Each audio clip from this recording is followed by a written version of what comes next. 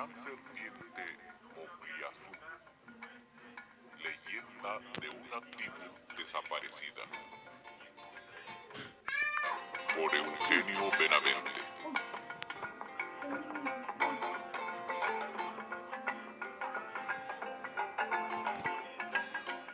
Cuentan una antigua leyenda de las tribus de la selva peruana.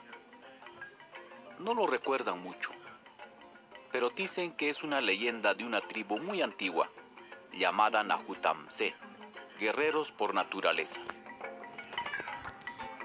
Cuentan que siempre estaban en conflictos constantes con sus vecinos, con los que no simpatizaban, y que por estas razones su gente habría disminuido poco a poco. Las reducidas familias que quedaban se fusionaron con otras tribus que les dieron la oportunidad de sobrevivir. Otros afirman que por ser una tribu muy guerrera, que no se sometían a ningún poder ajeno, que si eran vencidos, preferían morir que vivir la vergüenza de la derrota. Sería la principal causa que su población haya diezmado. Finalmente, la poca población que aún sobrevivía posiblemente fueron exterminados con la entrada de los caucheros a las profundidades de la selva.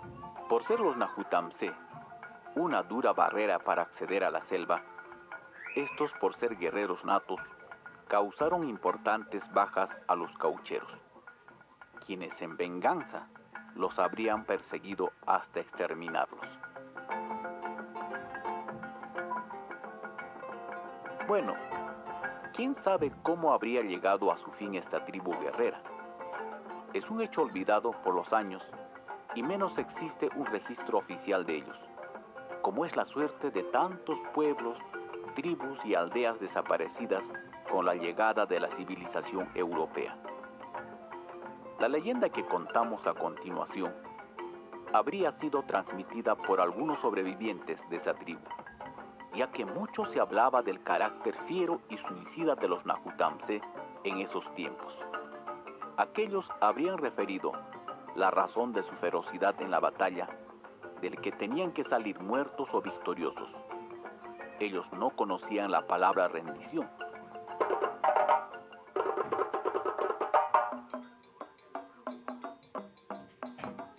Dicen que los Najutamse, en un principio, muchos años atrás, en las épocas de sus tatarabuelos todavía, ellos eran una tribu pacífica.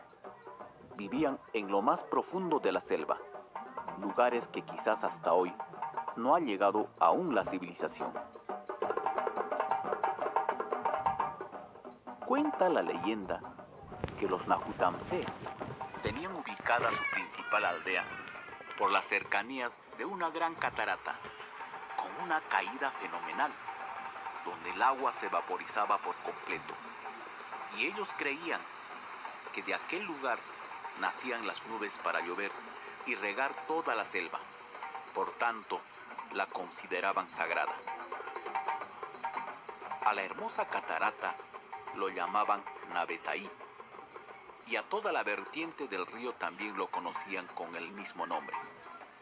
Lo que no sabían es que al medio de la catarata había algunas cavernas y quién sabe por qué habría ocurrido aquello. Una noche de tempestades en que la selva se oscureció por completo y lo azotaba una torrencial lluvia. Bajo el reflejo de los truenos y centellas, vieron cruzar el espacio de un solo salto a una gigantesca culebra que se posó en el acantilado de la catarata. Luego se introdujo en las cavernas y se puso a vivir allí. Pasaron algunos días hasta que la gigantesca serpiente les amenazó.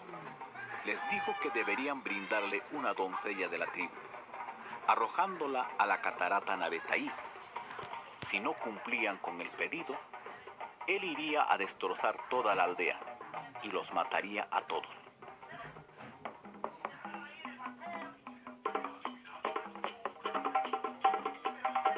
Los Najutamse a la culebra lo llamaron Mokliazú, y en contra de la voluntad de ellos, eligieron a la más joven de la aldea, y tuvieron que cumplir con el pedido del monstruo que moraba en la catarata, sacrificando así a la bella joven, arrojándola entre las cascadas.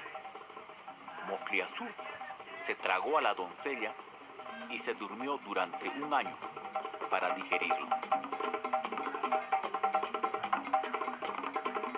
Cuando despertaba, el monstruo volvía a pedir otra doncella. Y esto fue ocurriendo año tras año, sin que los Nahutamse pudieran hacer algo. Sabían que sus fuerzas no se comparaban en nada a la brutalidad de la gigantesca serpiente.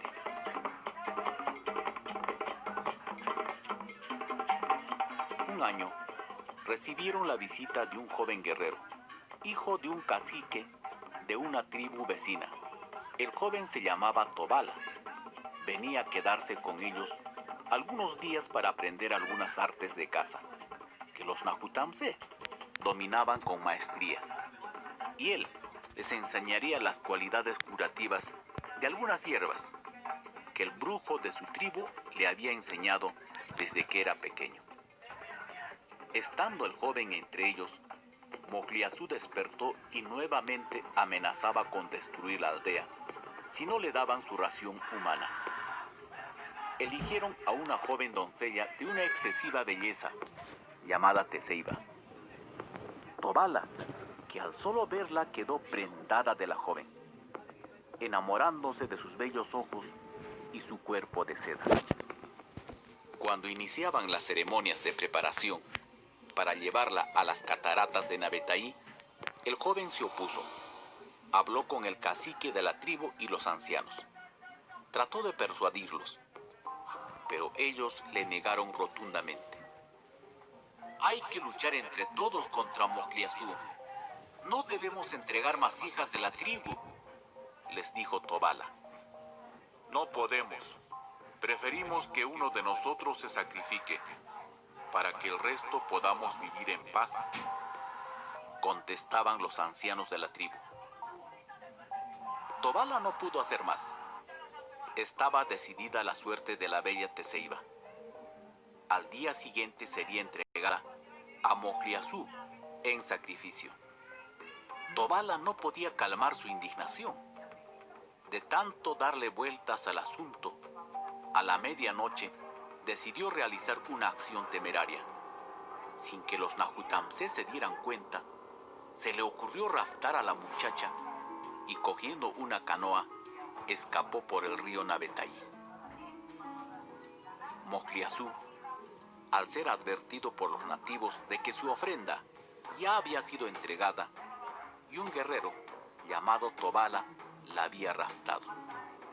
La serpiente, furiosa por la afrenta, se abalanzó por el río a una vertiginosa velocidad para dar alcance a los fugitivos. Tobala, quien había aprendido algunas artes de magia de su maestro el brujo, sabiendo que las fuerzas poderosas de la gran serpiente eran superiores a las de él, no tuvo otra cosa que dirigirse a los dominios de un brujo llamado Axtuscal, que moraba solo en espíritu en las tenebrosas cuevas de Xitanguro. Sabía de la leyenda de un antiguo brujo que por dominar ciertas artes oscuras había sido desterrado de su tribu. Tan grande era el poder de aquel brujo que era capaz de levantar grandes rocas con solo alzar sus manos y abrir el espeso monte de un solo soplo. Los padres de Tobala le contaban que el espíritu del oscuro brujo moraba en las cuevas de Xitanguro y que nadie se acercaba por los alrededores, ya que a quien se acercaba a las cuevas, el espíritu de Axtuscal se apoderaba inmediatamente, hasta consumirlo con su energía oscura. Quien tuviera suficiente fortaleza en su cuerpo podría contener al espíritu, aunque sea por breves instantes, obteniendo todos los poderes del espíritu. Una vez que la energía oscura consume por completo el cuerpo de la víctima, ésta muere irremediablemente. Tobala, teniendo cierta ventaja sobre Mokliazú, llegó a los alrededores de las cuevas de Chitanguro, donde moraba el maligno espíritu Actuscal.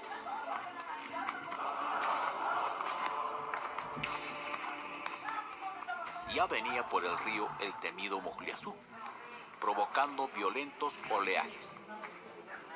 En son de despedida, Tobala le dio un beso apasionado a la bella Teseiba, que fue correspondido con todo su ser por la muchacha, sabiendo que el hombre lo arriesgaba todo por amarla y no dejarla a las fauces de la horrible Mojliazú.